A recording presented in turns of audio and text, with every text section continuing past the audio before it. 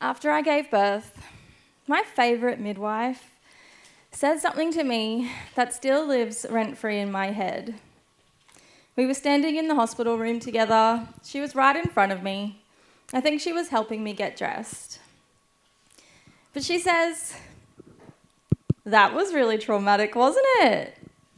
You know, you probably shouldn't tell anyone about that birth. They might not have any kids." Now, I laughed at the time. I didn't think much of it. I mean, my birth was traumatic.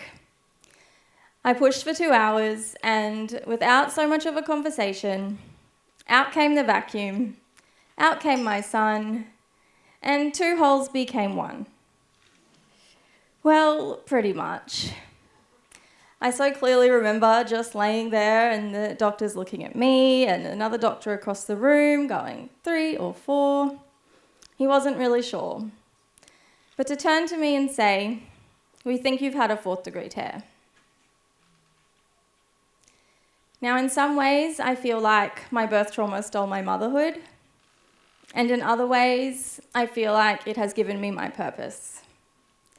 As a qualified naturopath and counsellor, I help other mothers who've experienced birth trauma to heal and start to feel ready for another baby.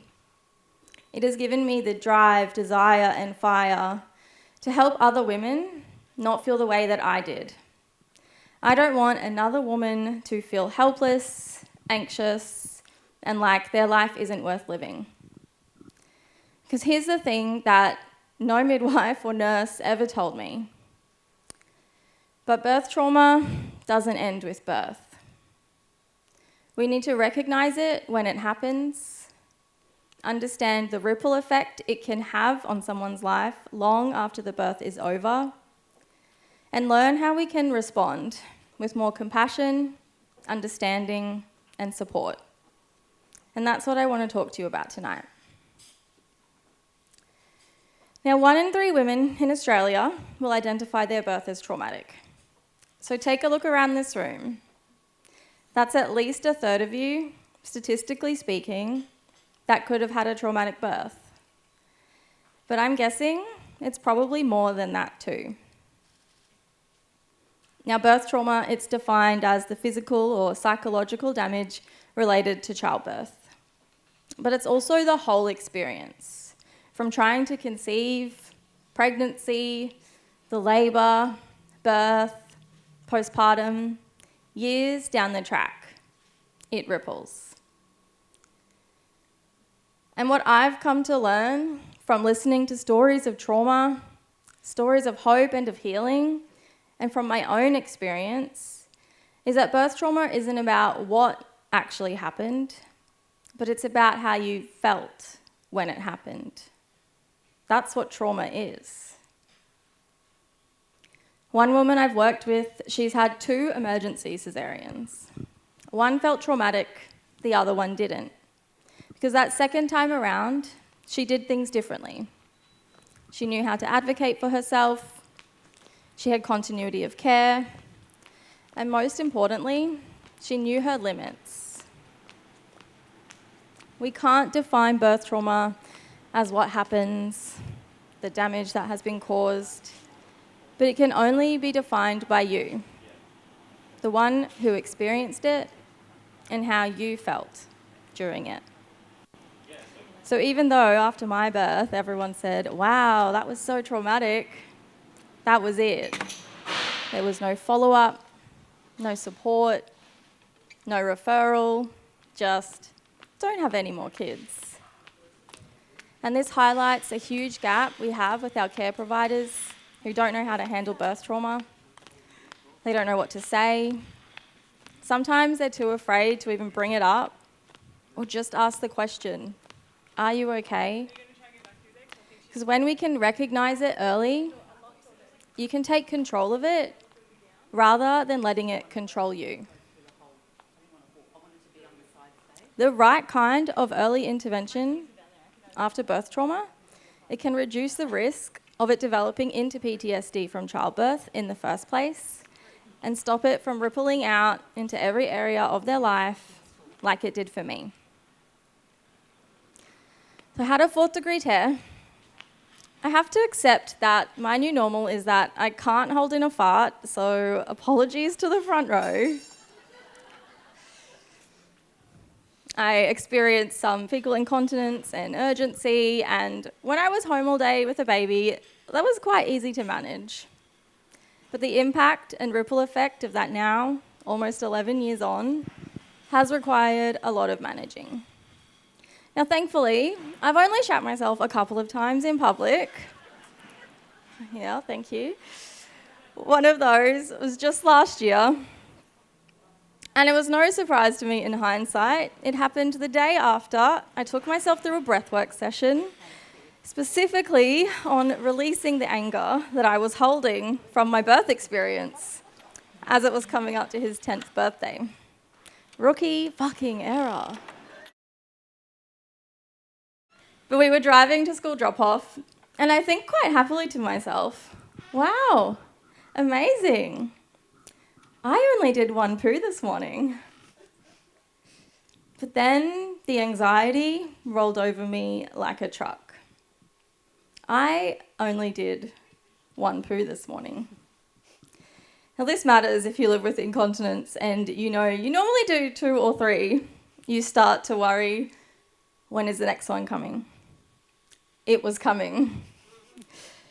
So I drive a bit further down the road, go to get out of the car because there was a toilet nearby, but I can't find my damn keys. I have a push-start car. I didn't want to leave the car. I finally find them, but it was too late. The poo just pours out of me. My son thinks it's hilarious. I head over to the toilet. My husband's arrived. He goes and does school drop-off, and this man had been heckling at us this whole time. He's asked if I was okay, and I'm like, no, I just shat myself. So I go, get cleaned up, drive home, sobbing, as one would. I get into the shower, crying. But this moment was really pivotal for me, because normally I'd let that sadness take over for days.